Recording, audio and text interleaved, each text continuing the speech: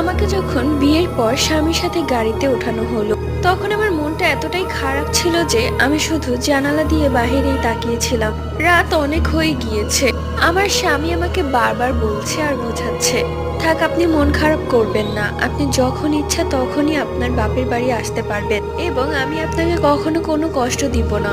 কিন্তু আমার যে মন মানছে না, পরিবারের সবাইকে ছেড়ে চলে যাচ্ছি। জানালা দিয়ে যখন বাইরে তাকিয়েছিলাম, তখন আমি এক অদ্ভুত জিনিস লক্ষ্য করি। আমি দেখি দূর থেকে আমাদের গাড়ি বরাবর একটি সাদা ধোঁয়ার মতো কি যেন একটা গাড়ির সাথে পাল্লা দিয়ে এগুচ্ছে। মুহূর্তের মাঝে সেই সাদা ধোঁয়াটা আমার সামনে এসে আমার গায়ে ছুঁয়ে দেয়। এরপর আমার আর কিছু মনে নেই। সবাই বলছিল আমি খুব অস্বাভাবিক আচরণ করছিলাম।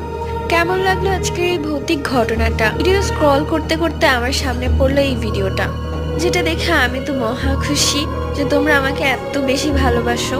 So thank you so much Jhilik.